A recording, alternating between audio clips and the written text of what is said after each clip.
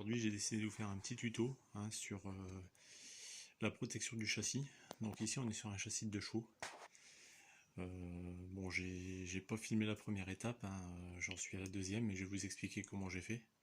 Donc en fait, la première chose, c'est de brosser, de gratter. Donc moi, j'utilise toujours un couteau pour gratter le maximum de graisse, de boue, de vieux goudron sur le châssis. Ensuite, donc si c'est pas trop atteint, j'utilise une brosse métallique, notamment pour retirer les morceaux de rouille, etc. On peut aussi monter diverses brosses métalliques de divers types sur une perceuse. Donc une fois que j'ai fait ça, je nettoie à l'essence. Je nettoie le maximum à l'essence, je fais plusieurs passages avec un vieux pinceau. Ensuite, je dégraisse et je souffle au compresseur avec une soufflette la poussière. Puis je nettoie l'alcool à brûler. Ensuite, je passe une sous-couche anti-rouille.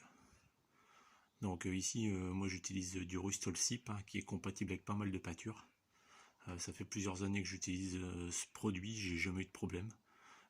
J'ai d'ailleurs mon Acadian, ça fait presque 15 ans qu'elle est peinte au niveau des sous-bassements et j'ai aucun souci. C'est très costaud, c'est fait pour les coques de bateau et les escaliers extérieurs, enfin tout ce qui est métallique, donc c'est très costaud. Et là, bon là c'est une 2 chevaux que je remets en route, c'est pas une grosse restauration. Donc là je vais lui passer ensuite une peinture donc RAL 9005, donc c'est une peinture noire, fer. Donc par contre faites bien attention parce qu'il y a des peintures qui contiennent de l'anti-rouille. Donc là c'est une peinture noire, métallique, mais qui ne contient pas d'anti-rouille. Donc il faut bien mettre une couche au préalable pour bien protéger. Donc ce qui est bien le Rustol-Sip aussi, c'est qu'on peut directement peindre sur la rouille. Enfin la rouille bien sûr qui a été brossée au préalable. C'est même conseillé de le peindre, de laisser le support avec un peu de rouille, ça c'est presque un transformateur de rouille quoi. Bon après vous pouvez prendre n'importe quel produit, il y a du Restom, il y a de la marque Julien, il y a du Framétaux, enfin il y a toutes sortes de produits anti-rouille. Donc moi c'est pour un usage occasionnel de mes véhicules, je roule pas sous la pluie, donc je pense que c'est déjà c'est très suffisant quoi. Donc voilà, je vais passer la couche de noir et je vais vous montrer le résultat dès que j'aurai terminé. Donc voilà, j'ai fini la couche de noir, donc anti-rouille. Enfin fer, de noir fer sur la sous-couche anti-rouille.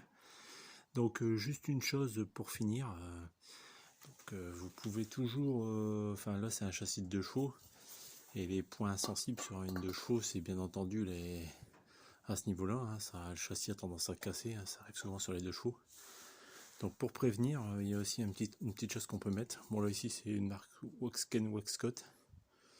C'est de la cire anti-corrosion. Donc en fait il suffit juste d'aller en mettre dans les petits trous. Il y a des petits trous par-ci par-là dans le châssis. Vous allez injecter ça, donc ça permet de protéger aussi à l'intérieur des poutres. Donc d'avoir en plus une petite protection intérieure. Donc voilà ce petit tuto pour la protection des châssis. Donc ici c'était sur une 2 chevaux, mais on peut le faire de cette façon sur n'importe quelle voiture. Donc là après c'est beaucoup plus propre, quand on repose la mécanique, c'est toujours plus agréable de travailler sur une partie propre que sur un châssis qui est complètement imbibé de rouille et de goudron. Donc voilà, bon courage à vous, au revoir.